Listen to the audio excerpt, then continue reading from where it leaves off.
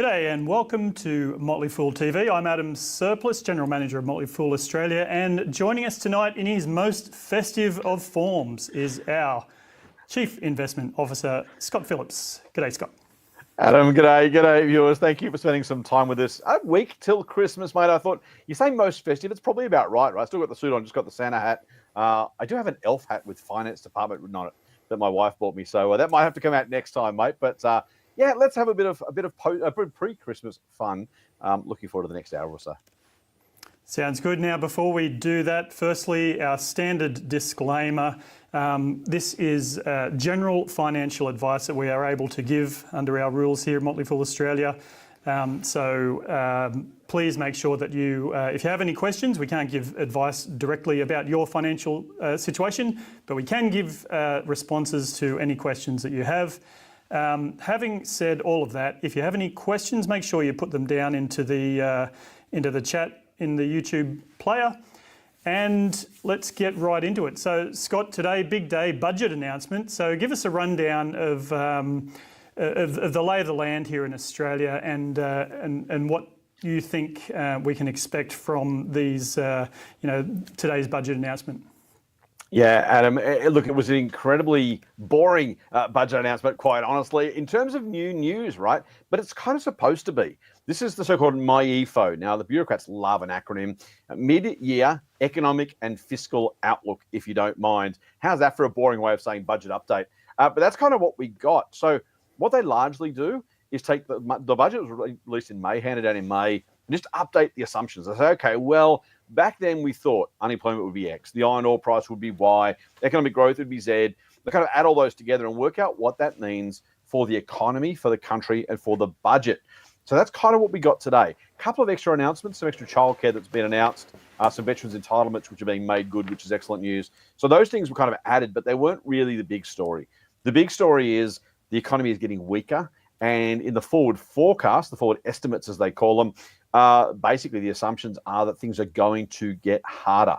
What does that mean? It means larger budget deficits. The deficit for next financial year is going to be the sixth highest nominal deficit on record at $44 billion. In a couple of years' time, the national debt, gross debt, not net, so you've got to take the cash off, but the gross debt, the amount of money the government's got to pay back at some point, is expected to top 1.16 trillion, that's with a T, dollars.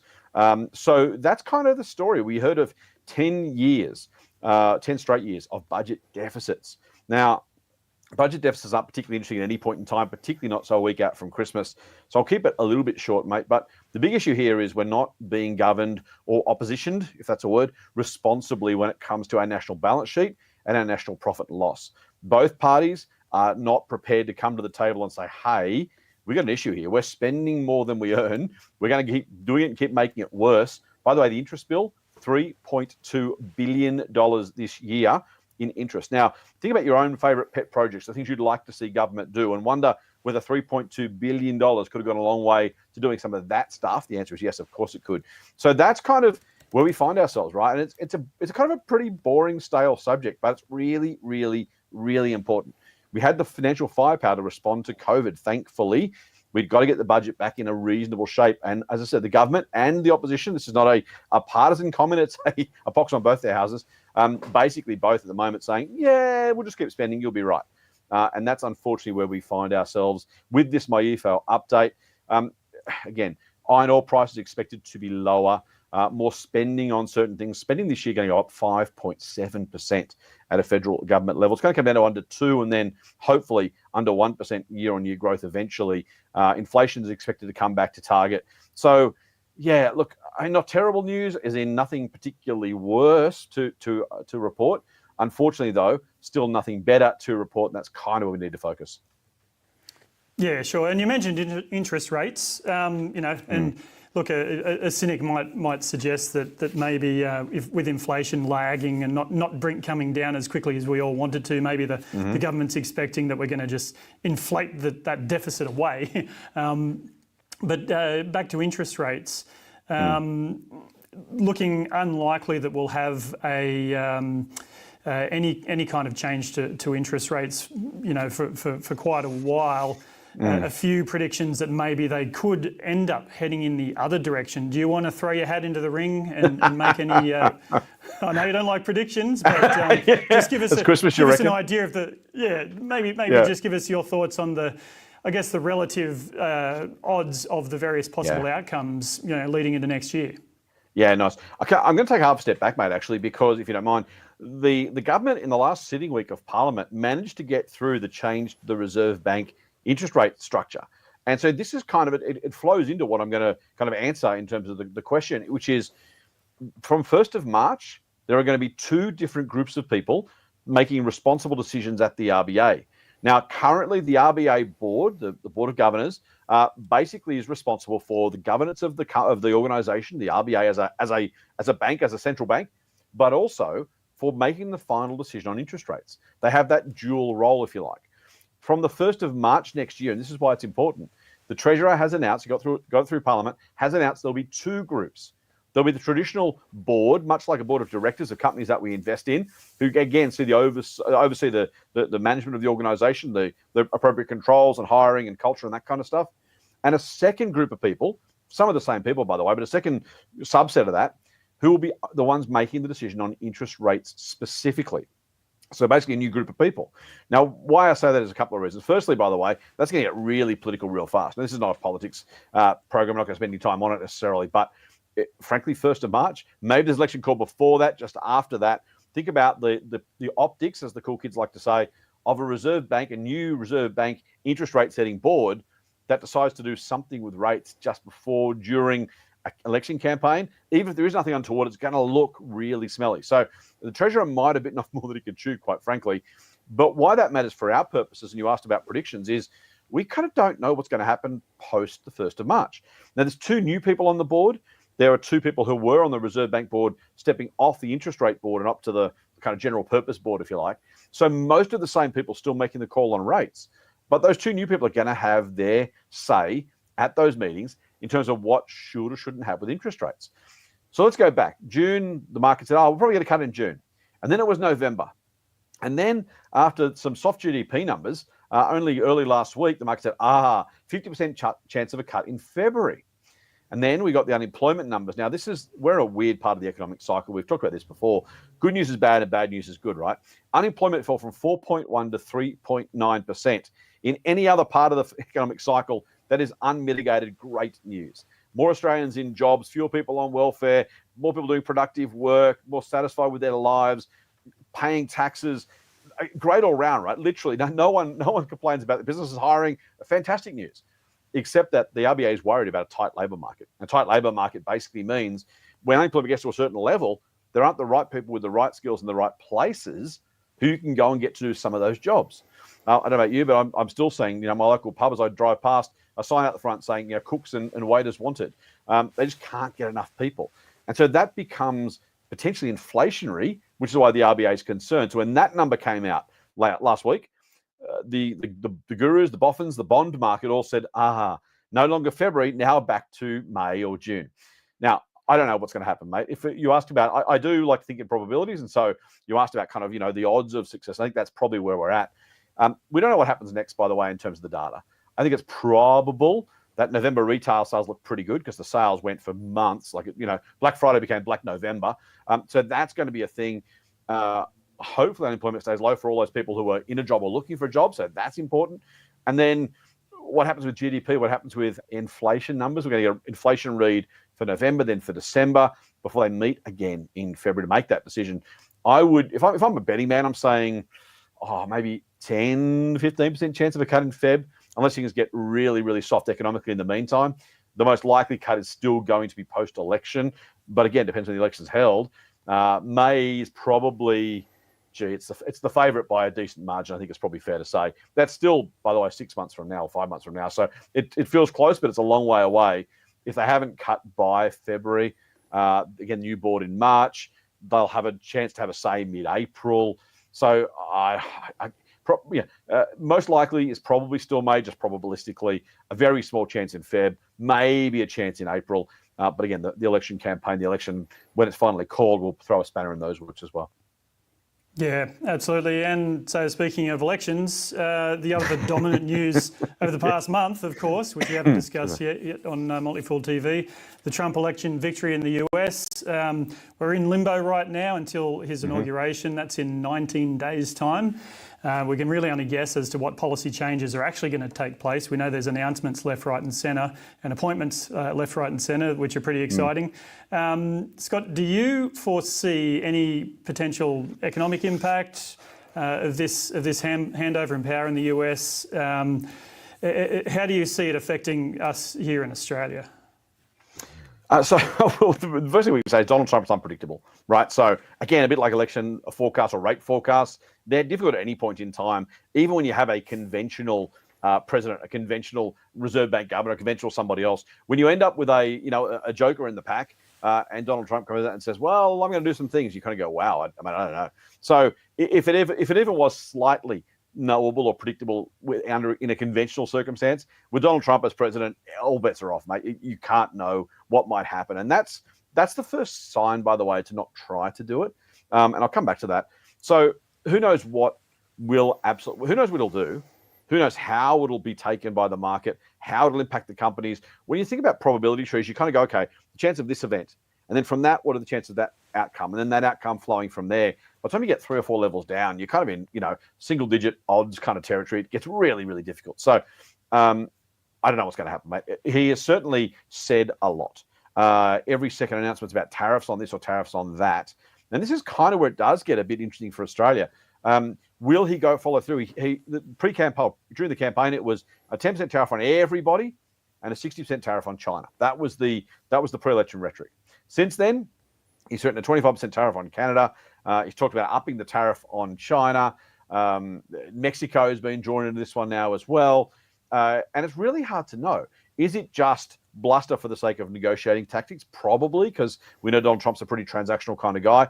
Is he going to actually do it? Who knows? And if he does, what impact it's going to have? And will he discriminate between friends and foes? Australia, the polls say, no better friend of America than Australia and vice versa. I mean, diplomatically, that's pretty true. But will it matter for Donald Trump? Again, nobody knows. The big watch out for Australia in particular, we talked about MyEFO before, is China. And not because of the China-US trade directly, but because China is our major trading partner. If the US was to enact tariffs or other trade tactics that make China's economy less resilient, less robust, growing more slowly or maybe even declining, think about what it does for the demand for Australian exports to China, particularly iron ore. And that's kind of what we don't know. And if there is a concern, I don't choose a Fortescue, by the way, so I'm not that concerned I'm selling, and we'll get back to what do we do. But if there is a concern, that's kind of it, right? If Australian products, if a $10 bottle of Australian wine is now $11 in the US, because the tariffs are on 10%, it's probably going to make that much difference. It's just not going to move the dial all that much to meaningfully change that sort of story. If, however, China's economy does have some issues, if the iron ore exports from Australia to China are hurt at all, either in volume or price or both, that has massive implications. Yes, for the iron ore miners, you've got to be careful of that, but also for the federal government budget. I mean, a lot of the downgrade of MyEFO was actually because of iron ore prices being lower than had previously been thought. And so that's kind of cost us billions of dollars. So the biggest issue is not necessarily purely economically, i.e. the impact of China's purchases of Australian iron ore. The iron ore sector is actually relatively small as an employer, relatively small as a contributor to economic activity, measured other than dividends for shareholders. So it matters if you're a BHP or a Rio or a Fortescue shareholder as I am, maybe that matters. But the biggest impact for the Australian economy, moreover, is going to be what it does to the federal government budget. We've just talked about that. Another reason, by the way, to get things ship-shape, because if there are those external shocks, you want to be in a position to manage it, to be able to cushion that impact rather than have to say, oops, now things are even worse than we thought. Now what do we do? But that's probably the biggest one. Look, the other, I guess, broader issue is what does it do to global trade overall? If you do have the world's largest consumer market and the world's largest economy, they're both the US, by the way, all of a sudden, international trade falls because Americans en masse buy more American-made products, less internationally made products. That does have the potential to really put the frighteners through a whole lot of the global economy. Europe's still struggling economically. Excuse me, Australia growing, but not by much, frankly. It doesn't take much to push these things off kilter a little bit, and that can be pretty serious economically. So what do you do? And here's where I get back to that probabilistic thinking. How many ifs in a row do you have to get right to be able to trade this one. So if Donald Trump takes office, we're pretty sure that's going to happen. If he does indeed put those tariffs in place, if those tariffs do end up being as big as he promised, if they have the expected impact on international trade, if other international markets aren't found to replace the US, I'm already 5 deep, right? And so think about each of those that don't necessarily happen or don't happen to the same degree. Trying to handicap this is impossible. So here's the thing. When you look at those big geopolitical or even macroeconomic issues, the question really is, what do you do differently? For almost all of us, the answer should be absolutely nothing.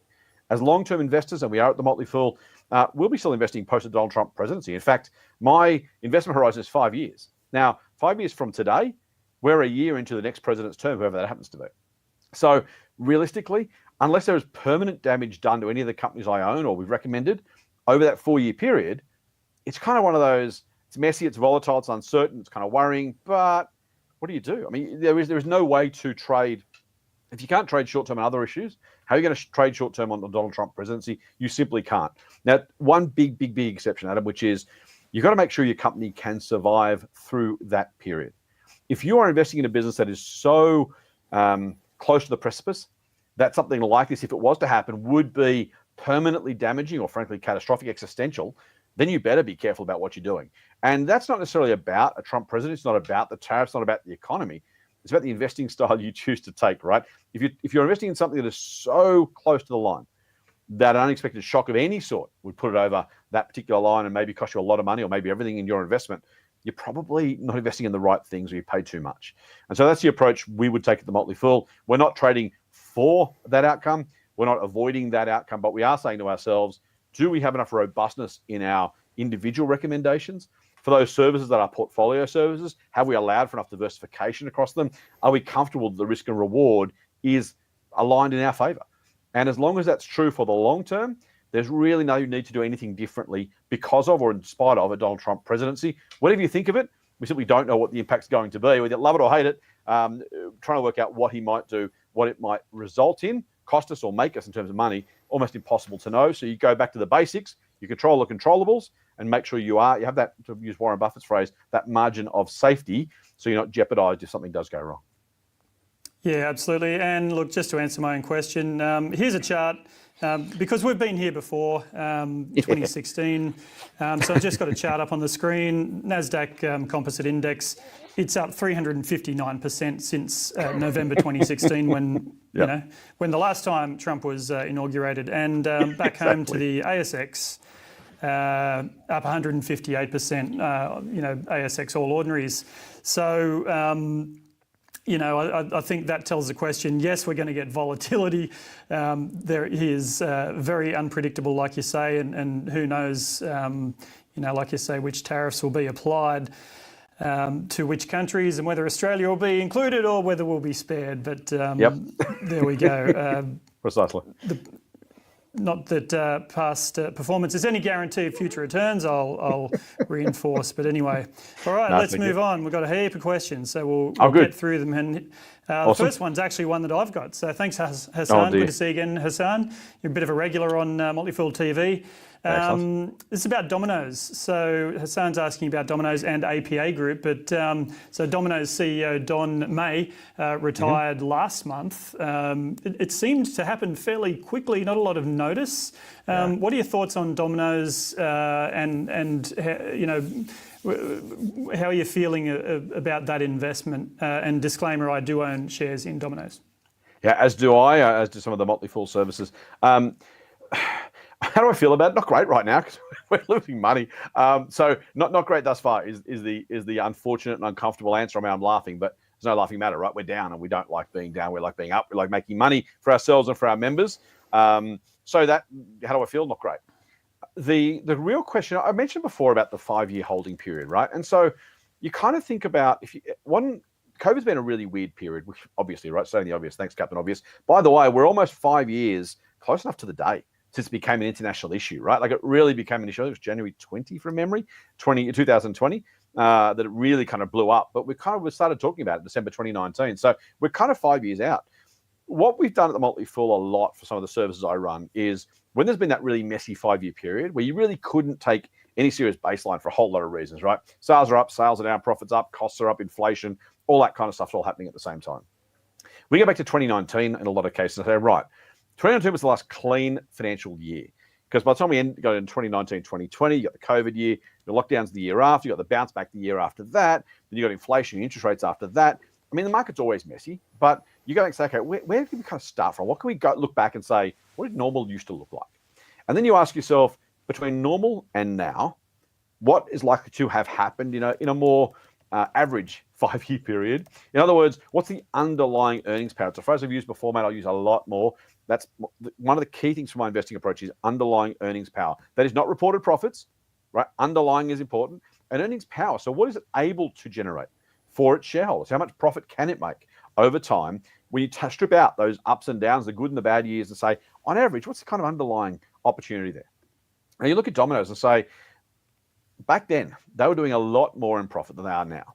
Either that was unusually good for reasons that we can try and unpick, or the time since have been unreasonably bad.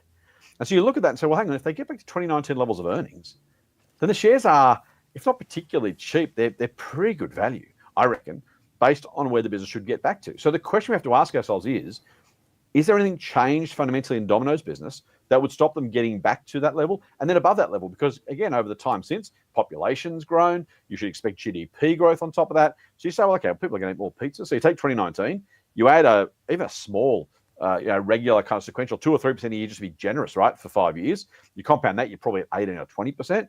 So, okay, you say, well, if 2019 was reasonable, 2024's underlying number should be about 20% higher than that. So there's even more upside potential. Now, will they get there? We don't know for sure. I think they probably will.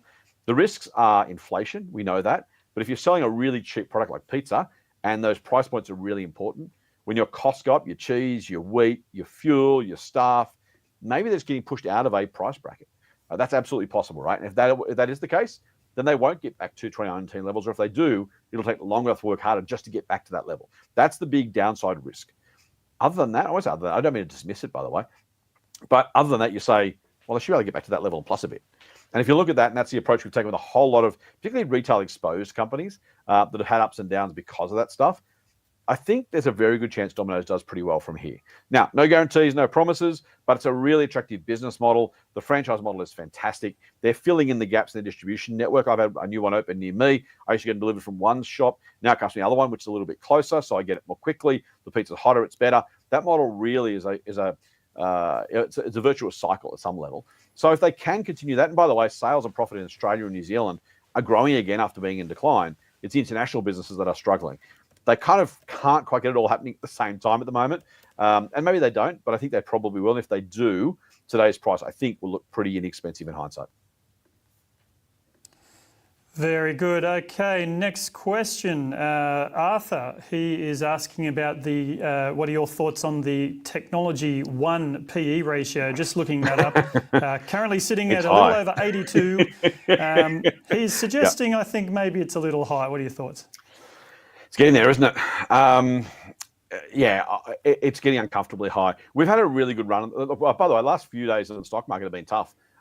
We finished exactly flat on the All Ords today for the first time since I can remember. It's happened at some point, but literally dead flat, like not a single, decimal place different to where the market closed for the All Ords yesterday, which is just weird. Doesn't happen very often. Before that, we'd had a pretty long list of or sequential run of losses, daily losses, which doesn't really matter in the long run, but it's happened. But before that, we were running at pretty much market highs, record highs, or close enough to it. What does that mean? It means that a lot of things are a lot more expensive than they used to be. And so we've got to ask ourselves, is that justified? Now, I don't think I'm giving anything away here. I am, but I don't think it matters anymore. A couple of services I run, we saw REA Group, the real estate portal recently, because it was just the PE was just way too high. And we kind of went, love the business, like really love the business, would really love to own the business. I want to own it, but at that price, when the market's offering that, you got to take the money and run. Technology One's getting up there, I've got to say. We're going to have a bit of a look at it. One of the services I run, we do have it in that service, and it's a buy currently. I'm not going to flag what we may or may not do, but all I will say is we have it down on our list to review to make sure we can justify that sort of PE. It's pretty expensive. Now, underlying earnings power again matters. Growth matters. So think about the future growth potential of those businesses that we're looking at. PEs are a point in time, and it's one price and one level of earnings. Now, Amazon looked expensive at $2, at $10, at $50, $100, and $300, where it is now.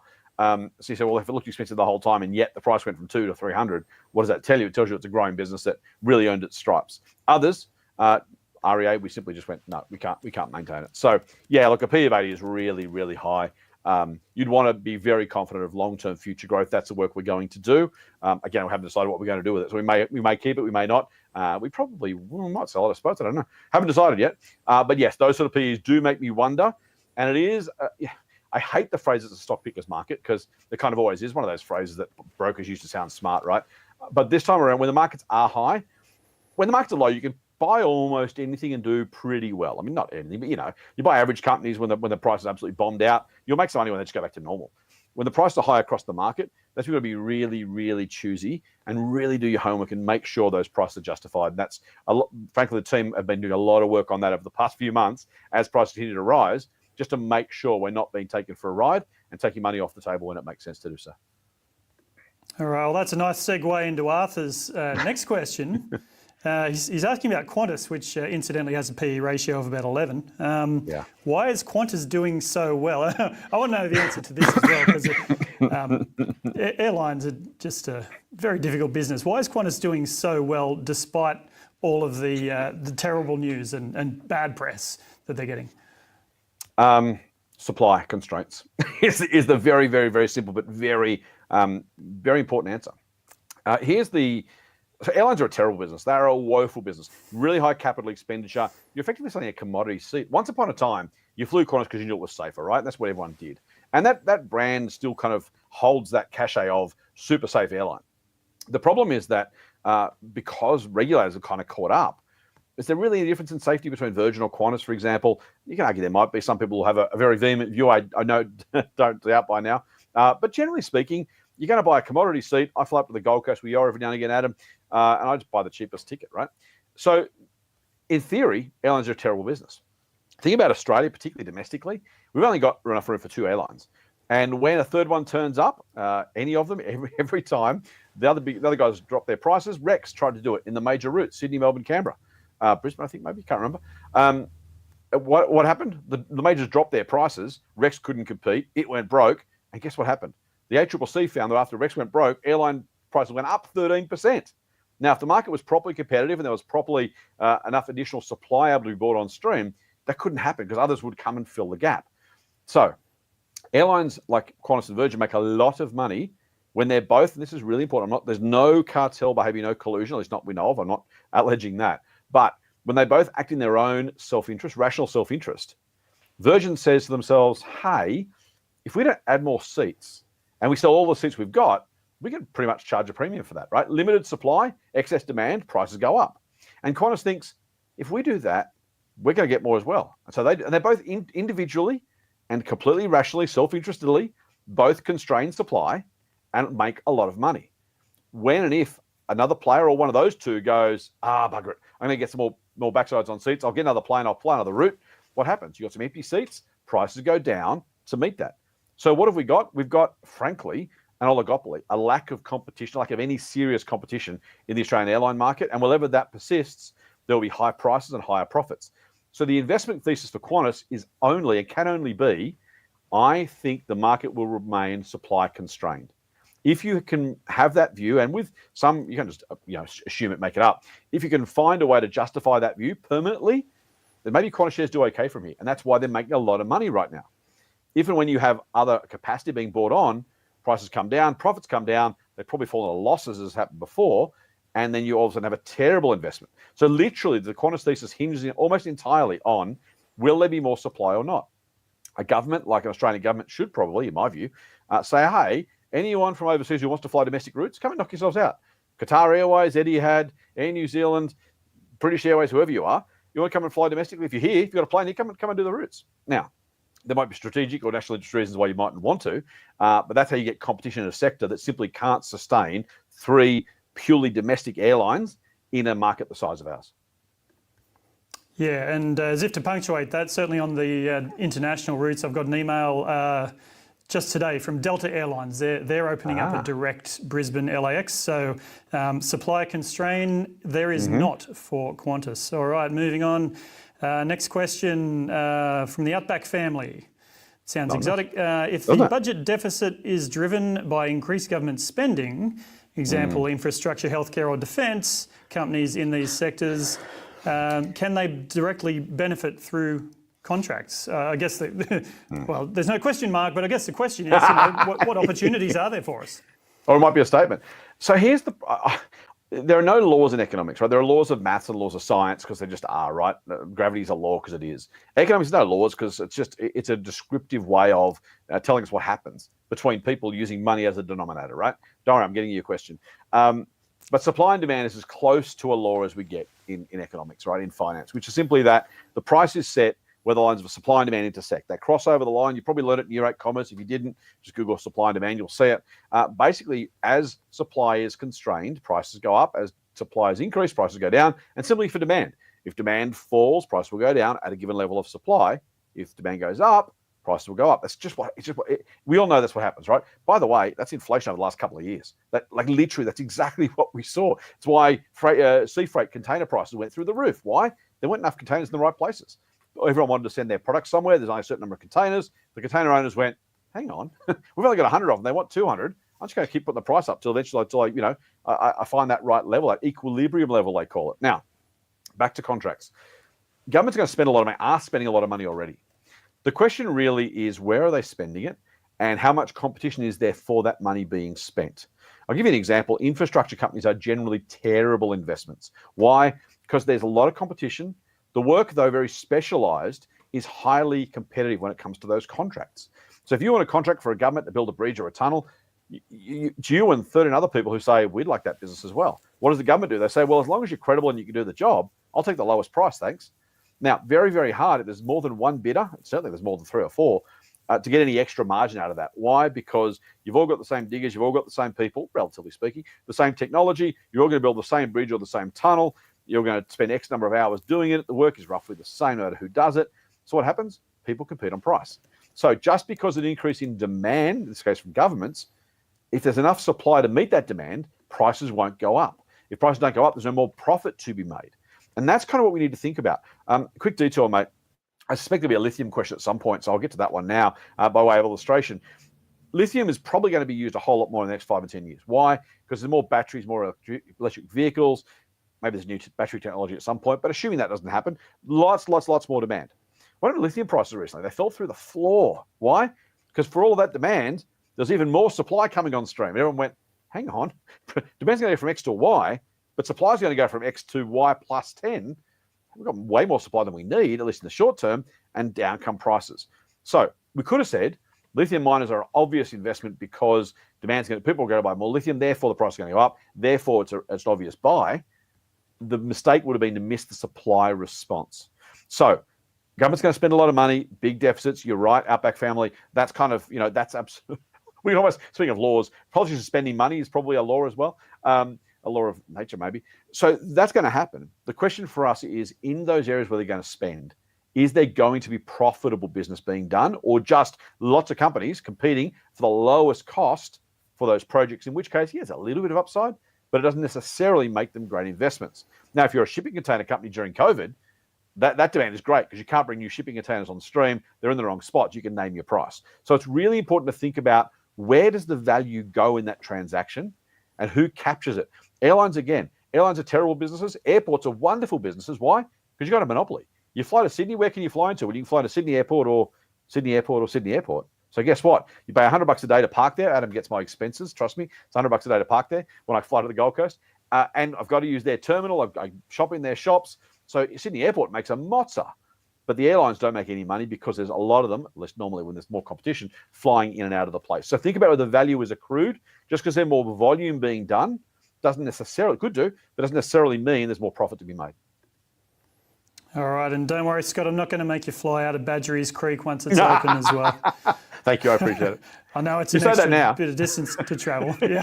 That's right. Haven't seen how much cheaper it's going to be yet. Exactly. All right, moving on. Question from TC. And TC, long-term holder of a few picks from Motley Fool Pro, which is great to see. You've done very well out of them. he or she is asking, are there any undervalued quality businesses out there at the moment? Seems like a lamenting sort of philosophical question as much as anything. But so maybe talk about how do we find the next one? It's a really good question. We've talked a lot about this as a team. Honestly, it's probably our biggest topic right now because there aren't as many as there used to be, right? Almost by definition. So keep a couple things in mind. I'm going to try and pull this together and keep me on a short leash here. So first thing is quality is always going to out, right? Quality always wins. So focus on quality is a really, really, really good place to be, but particularly when prices are high. Why? Because the quality businesses are probably going to continue to be quality businesses. Winners tend to keep on winning. Think about Cochlear, think about CSL, think about ResMed, think Woolies, right? Over many years, if you're looking for options, when everything's expensive, look, always go to quality anyway, right? But as I said before, when everything's really cheap, you can kind of fish in a barrel stuff, right? You may not get the right business, it may not get the best return, but you'll do okay. When prices go up, there's less room for error. So quality is important. The second thing that's important is growth. And again, it sounds obvious, right? I get it sounds obvious. But think about those businesses that are going to continue to deliver because earnings compound, right? We know about compounding for ourselves and compound interest. Earnings tend to compound as well. So if you've got a couple of businesses that are kind of expensive-ish or don't look great valuation-wise, think about which one's going to compound for years. I've got a lot of little pithy sayings, or I think they're pithy, they're probably boring. But growth covers a lot of valuation sins, is the phrase. And in that case, what we're really saying here is, you know what, when everything's cheap, you can afford to be a bit wrong with your valuation, right? And a bit wrong with your quality assessment, you'll probably be okay. This is the time, I mentioned before, a stock picker's market. This is the time to absolutely be making sure you really understand how good the business is and where the growth is going to come from, how long. That's really important. This is the important thing about growth, how long that growth is going to keep continuing for. Why is that important? Because the market tends to really undervalue the medium and long term. You think about PEs, right? No one says price divided by the next 10 years earnings. They say price divided by last year's earnings or this year's guess of earnings, and that's it. And you kind of go, but I'm buying this company. I mean, you know, the saying or the phrase in economics or in finance is a company's share price should represent all of its future cash flows, discounted back to today's net present value. So all of them, not just next year's, but forever. When the market crashed 38% during COVID, one of the, I think it was Jeremy Siegel, a great author and professor, kind of went on TV and said, if every company in the US's earnings went to zero for 12 straight months and then back to their previous level, the share market should mathematically only fall 10%. That went to zero for 12 months. Now, that clearly didn't happen. And yet prices here fell 38%. And that's when the market gets carried away. So the longer term, when you think about, okay, hang on, what if I think about next year and the year after that? That's where the value, particularly for us, the Motley Fool, for long-term investors, the value comes from compounded long-term growth, not this year's PE or next year's PE. So think about that. That's really important. Last thing in terms of finding undervalued, no, there's not many. Really, honestly, there's not that many. And so really doing the work is really important to make sure you're getting what you frankly pay for, you're getting what you deserve, and you're making sure you're putting the odds in your favor by always looking at value. We're working harder, I've got to say. Not that we never worked hard, but it just takes a lot more work to try and find the opportunities the market's providing for us. But that's it. So quality and the long-term growth potential, that's normally what the market's missing. So think about those particular ideas when you're trying to find the businesses that you're going to outperform over the long term. My last point, Adam, really quickly, is the market's almost always at all-time highs. Now, not literally, but effectively, right? I'm going to say the magic words. I'm going to have a drinking game. Vanguard index chart. There you go. Everyone have a drink. If you look at that and say, well, it was an all-time high in 1987 and then 1992 and then 1994 and 1998. And the line goes up and to the right and kind of keeps going off into the distance. So don't be scared out of the market by high prices. Doesn't mean you're always going to do really well. Doesn't mean the market can't drop. Don't try and time the market either. But look at the Vanguard chart and say, when was a bad time to buy? You can always find better times to buy because that happens. When was a bad time? Almost never. And so just don't be scared out of the market, either overall or the companies you like. Yeah, the short-term results might be good, bad, or indifferent, but long-term, the rewards have always gone to the patient who stay invested.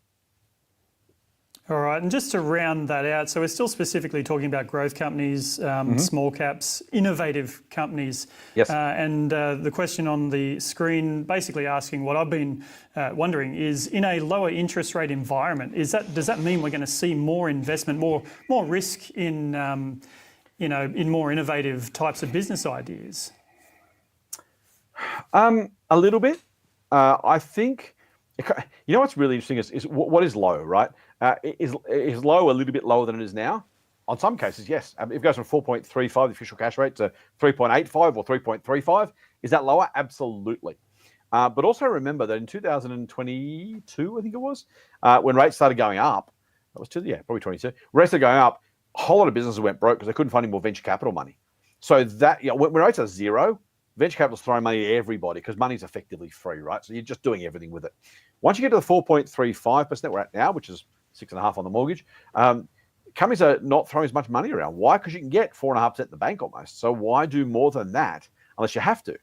So that's kind of the market that we're in. As rates go down, yes, relatively speaking, we should see more investment in growth because money's cheaper and the returns you want to get are no longer interest, bond yield returns, even dividends. You're looking for growth to add to that because those returns are a bit lower. So yes, absolutely, it will tilt the scales back towards investment for growth.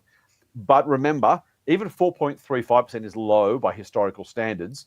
The RBA itself said under Phil Lowe, they reckon neutral rates are about 2 to 3%. A lot of boffins saying the most we could expect is 0.75 to 1.25% in cuts. So maybe it gets to 3.1-ish, something like that. I hope it goes lower for all of our sakes. But it will be better.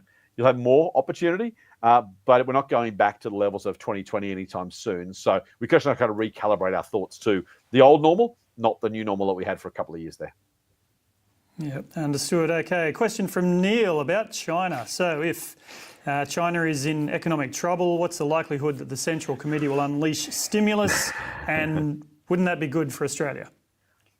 These are great questions, by the way. Thank you, everyone who's asking questions. Heaps coming in. Please keep throwing them at us. We may or may not get to them all, but got a bit of time. I'll try and make my answers short. How about that? So, yes, it would be good news for Australia in relative terms, Neil, 100%. The question is, why are they doing it and what are they doing it to avoid? So if, for example, they needed to do that to make up for the tariffs, for example, just to hold things steady, then there's no incremental upside. There's not as much downside. So again, think about what they call a counterfactual. What would have happened if we hadn't done this thing? Now, if the RBA drops rates to zero tomorrow, our economy goes through the roof, right? Because that just happens. If, however, it does it because there's another pandemic, God forbid, then we're just going to make up for the drop. In other words, what you're offsetting matters, and what would have happened otherwise really matters. If the Chinese Communist Party decides tomorrow to stimulate their economy in absence of any other downsides, then yeah, absolutely, there's upside. Now, just one quick thing on China, though. We think about China and the impact on the economy. As I kind of alluded to before, it's not that big, which sounds really, really weird, right? Massive for the federal government budget, and that matters. That's the economy, right? Part of that is spending and debt and stuff, so it matters. But think about who makes money. Yes, iron ore company shareholders, absolutely, and I'm one of them, so I'm happy with that. There's a few thousand people employed by the miners. Proportionally, across the Australian economy, it's not that big. So you kind of ask yourself, if BHP stopped business tomorrow, right, the federal government would absolutely feel it. There'd be a modest, very, very modest increase in unemployment to 4.1% or something, which again is not great. Please don't hear me being flippant about people losing jobs or businesses losing business. I'm absolutely not. I'm just kind of trying to paint the picture of how much would it matter compared to tourism shutting down, for example, during COVID, or compared to some other sectors of our economy. It's big in terms of volume and the value for the budget, but not otherwise. So if China was to stimulate now in the absence of any downsides, BHP and Rio, Fortescue, somewhere iron ore, the government budget would do well. Maybe some of that gets spent by the workers. Maybe the jobs go up a little bit. Maybe incomes go up a little bit. It's probably not massively impactful, quite honestly. Like, it sounds weird to say. If, though, they stimulate because, for example, Donald Trump puts big tariffs in place, and so they stimulate just to bring themselves, they drop and then come back up to that same level, then they're just holding steady. So what was happening, what would have happened, and what did happen, those three things together, kind of got to keep it in your head. That's how we get to the result. Look, if it needs a stimulus and they stimulate, good for us. We'll take it. But just, it depends why. It depends what the impact is, despite or in the face of other issues that may otherwise bring the economy down. Yeah, if there's one thing more unpredictable than our new US president, it's probably the Chinese Central Authority. Right. Exactly. Let's not try to make those plays. All right, question from Around the Fool. These are questions that have been emailed in earlier, so we've got a whole bunch tonight and we're trying to get through them all, but we've got to be fair. G'day team, my young sons have $10,000 to invest. Should I buy 10 stocks at 1K each or 5 stocks at 2K each? That's a really good question. Again, we can't tell you what you personally should do, but I'll talk about the two options. It sounds a bit hypothetical, doesn't it? It does, very hypothetical. And we can answer it generally. We just can't tell you what you personally should do. It depends on whether you're going to keep adding money or not. So why do we diversify? We diversify so that any particular risk factor doesn't put a hole in our portfolios. And we diversify because we're emotional creatures and we don't want any particular company's share price movement to be so volatile that it scares us out of everything, right? If I've got 100 companies and one goes down 10%, I don't really notice it. I mean, I might if I look at it, but it doesn't scare me. If I've got 3 companies and one goes down 10%, okay, now I'm feeling it, right? So no, don't do either of those things. Don't do 100, don't do 3. But that's, in terms of the impact, that's what we're talking about here. If I was going to have 10 grand and that was it, and I wanted to have it compound for me for young sons, so let's say a decade and a half, 2 decades, I'd go 10. Why? Because you just don't know. Are you going to be right about those 5? Is there going to be something come out of the woodwork, some sort of black swan? Who knows, right? So in that case, you want to diversify pretty broadly. Think about brokerage costs, but it's pretty cheap right now. So as long as you're doing really cheap brokerage, 10 companies, 1 grand each probably beats 5 companies of 2 grand each. If, however, you're going to keep adding to that portfolio over time, then you can afford to say, look, I'll buy 5 at 2 grand each. Why? They're my best 5 ideas. By definition, if you're buying 10, something's your 10th best idea, right? So you want your best ideas. As long as you're going to keep adding it. If you're going to have a 6th company, a 7th company, 8th company, over time as maybe they save money or you save more money or they get more money from someone, parents or grandparents or something. If you're going to keep building it out, by all means start with that and sort of build out over time. If this is a one and done, then more rather than fewer is probably the best idea. All right, now a question about ETFs. So this is just a question about the mechanics of ETFs. Yeah. I think the question's been chopped off there, but basically we've had a question about how. So Vanguard, so VAS is the Vanguard ASX ETF. Yep. They charge fees. How do you, as a purchaser of those shares or units, how do you actually pay those management fees? That's a really cool question. So a couple of layers of fees involved in any ETF. You will pay brokerage to your broker when you buy and sell those shares as normal. That doesn't go to the ETF provider, that goes to your broker. Once you own that ETF, the value, the unit fee, it's effectively a share price. It's not a share, it's a security officially, but let's call it a share because it is. The share price will go up and down with the value of the fund. So if they own, I'm going to make stuff up, if they own 10% of the funds in BHP and BHP shares go up, then the Vanguard ETF price will go up a little bit, right? Because it owns that proportion. Maybe it's $100 a unit. Let's pick some numbers. What they will do is deduct from the unit, the fund value, the value of those fees. So they say, okay, we've got $1 million in there. I'm going to take 10 grand worth of fees out because that's my fee for the year, for example. Now it's only 990 grand, and your unit price would go from $100 to $99.90. So it's in the unit. It's already built into the unit price. You don't pay it independently. The fund manager, in this case Vanguard, takes out of the fund, which is the ETF or VAS, the Vanguard Australian ASX 300 share ETF. It just comes out of the value of that. So you don't pay it on top of that. It gets removed from the fund value and therefore impacts the share price or the security price that you'll see quoted on the ASX. By the way, these numbers are fractions of single percentages. So it won't impact it much. You won't even see it happen, but that's how it happens. No more to pay. Just pay your brokerage when you buy, pay your brokerage when you sell. Everything else happens behind the scenes inside the fund itself. All right, so another question, and I know you're going to love this one, Scott. There's a couple of questions on the same theme.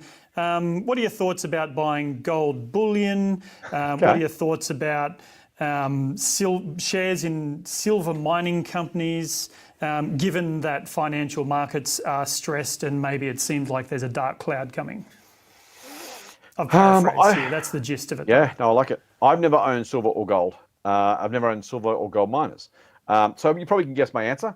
Adam, you were right. We see you probably guess how I'm going to answer this one. Why would you own gold or silver? You own gold or silver for 2 reasons. One is generally considered a hedge against volatility. In other words, when shares go down normally, gold goes up and vice versa, right? So you might choose to say, I don't want as much volatility in my life. I don't want shares to really move around a lot. I want to have something that helps minimize that volatility, that bumpiness of the shares. And that's fair enough. If you want to do that, that's why you might own it. The other reason is you might say, I see it as a hedge against inflation. And the idea basically there is there's only so much gold in the world. We're mining some more, but it's, relatively small amounts incrementally. Let's say, pick a number, it's 100 tons of gold. It's not, but, let's pick a number because it's easy for me to do. 100 tons of gold, that's all there ever is. As we see inflation and money printing and prices going up, there's more money for the same amount of gold. Now, mathematically, that should mean if there's more money in the same amount of gold, we talked about supply and demand earlier, what happens? The price goes up. So if you believe that inflation is going to continue and you believe that the gold price will reflect the impact of that inflation, you might own the gold so that you are making some money as prices go up. Now, I say you might. I wouldn't do either of those things. And the reason I wouldn't, and this is for me personally, is that I don't care about volatility. I don't love it. Don't get me wrong. I don't like it. But I'm prepared to wear that volatility because I want the best long-term returns I can get. Whenever you do a hedge, hedging is something that minimizes your downside or the volatility or both, but you pay for that. The hedge, it's an insurance policy effectively. So do I want to pay an insurance policy, an insurance premium, to minimize volatility over the next 2, 3, 4, 5, 6 months or 3 years? No. Why not? Because in 3 or 5 years' time, if I'm right about my investing, back to that Vanguard index chart, if the shares go up over time or are likely to, then why would I pay to have some less volatility and therefore less money in the end? I'm happy personally to say, hang the volatility, it sucks, but live with it because I want to maximize my long-term returns by investing in the best possible long-term investment ideas. That's why I own shares, why I own the shares I own, and why we've bought some for the Motley Fool, and hopefully our members have followed along with our recommendations. That's what we do, and that's why we do it. Are we making macro bets on inflation or gold? No. Why? Because who knows, right? It's just not knowable. Nothing's knowable for sure, but I want to invest in something I think I have an edge in. I have an opportunity to say, I think company X is going to do well because of this reason. I think the shares look attractive relative to that. I'm going to let that play out.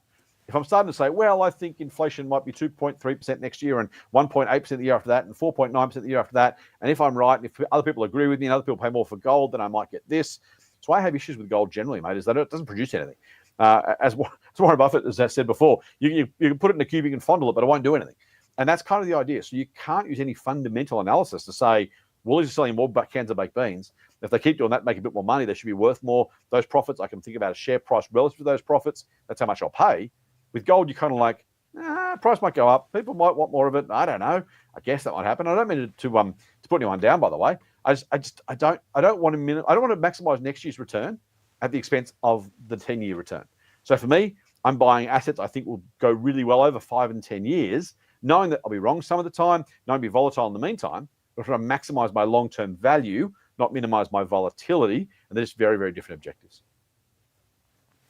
All right, question from me now, actually, Scott. I saw an article, it was last month, been meaning to talk to you about it, actually. So we love ETFs here at Motley Fool. We think it's a great way to get started investing. There was an article in the AFR quoting Phil King from Regal Funds Management, and he says that the growth of passive investing has created a very inefficient stock market in Australia. So the theory being that if everyone piles into ETFs, nobody's making individual decisions about individual companies anymore. We're all just buying in proportion that the price of that that the ETF assigns. Is there any truth in that? Does this big push towards ETFs actually provide more arbitrage opportunities for people buying individual stocks or companies?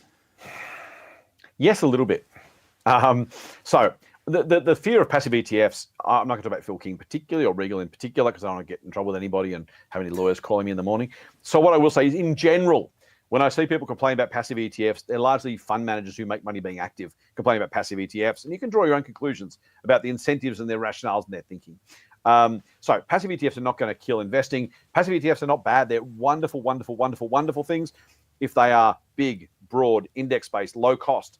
About Vanguard ASX 300 or an iShares ASX 200, S&P 500, Vanguard Global. I own some of those, by the way. I think I might even own all of those. They're great. They're low cost, broad exposure. They're fantastic products, right? I love them to death. And more people should own them. I think they're really great. As you say, mate, great way to start investing, great way to diversify your investing. Really, really, really great. Love them. So they're great. They're fantastic. There's nothing to fear from them. They're not destroying the market. They're not doing anything horrible. But as they grow, there are fewer people actively looking to find outperforming stocks. So yes, it's also true that it will give us an opportunity as stock pickers to see where there might be inefficiencies in the market. Now, I will say, for all of the comments about those people who say ETFs are growing, therefore it's inefficient, if I go back 10, 20, 30, 40 years, the amount of activity, even despite those passive ETFs in the market, number of buyers and sellers every day is orders of magnitude more than 20 years ago and orders of magnitude more than 40 years ago. And was the share market terrible 40 years ago? No. Was it terrible 30 years ago? Hey, Vanguard Index chart. No. So was it less efficient, slightly less efficient? Maybe a tiny bit, yeah. Does it mean there might be more opportunities for us? I hope so. Am I changing my investment strategy about it? Am I worried about it? Am I excited about it? No, none of those things. I'm very happy if the market throws inefficiencies. That's what we're looking for as investors. What we do, we're trying to find where is the market wrong about something. Because if the market's right, there's no return. You only make money when you find where the market's wrong. So I love that there might be a little bit more of that. We can maybe use our brains and our efforts to find those ideas. But don't fall into the trap of believing that passive indexing is a problem. It's not going to destroy the market. It's not going to create massive inefficiencies. It's a spectacularly good thing. Buffett himself has said so. Jack Bogle, the inventor of the ETFs, yes, if ETFs go 100% of the market, then yes, of course, you won't get any price discovery. But we're trading, I'm going to say, I'm trying not to make a number too stupid, but it's probably literally 10,000 times as many shares traded a day as there were 30 years ago, quite literally, right? So if that halves and halves and halves and halves and halves again, there's going to be massive multiples more than there were this time 20, 30 years ago. So nothing to fear, nothing to worry about. Maybe some slight opportunity. We're definitely going to be looking for it if it happens, and I'll be kind of happy if it does. But it shouldn't change the way we think about either passive or active investing for what we do. All right, fair enough then. We've got time for one more question. Nick Only Searle, one? All right. with the ASX being so heavy on financials, is 2025 the year for a more active approach compared to simply buying and holding the market, giving the high multiples on the banks? Yeah. This is where and I'm glad you asked this question, Nick. Thank you for asking. I'm glad you raised it. I love passive ETFs. What I do find a little bit uncomfortable is the Australian passive ETF is more than half banks and miners. And so you kind of go, the idea of passive is broad, diversified, blah, blah, blah. If more than half is banks and miners, is that really diversified? Not really. So I do own an ASX ETF, I think. Yeah, I do. I also own international ETFs, right, as a way to get an individual stocks, as a way to diversify away from that. So I love that people invest passively. I'm not going to discourage anyone from doing it ever. I think you can pick stocks and do really well. So I wouldn't say don't do that. I'm just saying don't avoid ETFs because of the things you hear that might be bad, right? But to the question, I absolutely think you don't just want an ASX 200 or 300 ETF. You want to go and get some international exposure, or you want to pick stocks, or both. We've been doing it for years at the Motley Fool. We're doing it reasonably well. I think it's fair to say most of our services, most of the time, beating the market. That's about what you'd expect. So I'm really pleased with the results we've been able to get. We have some ETFs, but some of the services I run have ETFs in them. So because we pick stocks and we say, well, I'd like some of that as well. It might be an international ETF or a tech ETF or something else. So we absolutely add that where we get the opportunity to do so. Excuse me, and we love doing that. So I don't know. We have a service called ETF Investor. Many people watching are members of that, either because they've bought it or they've bought one of our other services and get ETF Investor for free. Massively quick free plug. Jump ETF Investor, super cheap, like so cheap. Go and check it out. I think it's still fool.com.au/join-ETF-investor. I think that's what it is. Anyway, have a look. You'll find it. I run that one, so I'm biased. We've recommended different ETFs. Yes, we've got an Australian ETF in there as well. We've also got others because we believe that diversifying across ETFs, particularly internationally, gives you currency, industry, sector, geographic diversification. You want that stuff, right, as well as the Australian market, or pick individual stocks as well as an ETF if you want it, or just pick stocks. Completely good idea. Most of our services have almost all or entirely non-ETF investments because we think we can beat the market by doing a really good job of our analysis and our valuations. If we do that well enough, often enough, we can beat the market. We have been so far. So lots in that answer. Yes, I'm uncomfortable about just an ASX 300 ETF for that reason. Add to it with other ETFs, add to it with stocks, or buy stocks instead. All very, very good ideas. All right, very good. And that brings us to time. Scott, thanks so much for all your time this evening. Put your hat back on, yep. And we wish everyone a very happy festive season. And we'll be back in 2025. Any closing words, Scott? Yes, have a spectacular break. If you're getting a chance to have a break, if you're religious, enjoy your Christmas. If you're not, enjoy the festive season overall. To the emergency services workers, the frontline workers, the retail staff, people keep the lights on, the water flowing. Thank you for doing what you do so the rest of us can sit around and eat too much ham and turkey. Go to the Aussies on Boxing Day and have a very safe New Year's Eve. Please be very, very safe. As our former colleague Chris Hill used to say, that's the night the amateur drunks are on the roads. So please be careful driving around and keep yourself safe. We look forward to seeing you back in 2025. Well said. See you later. Full on.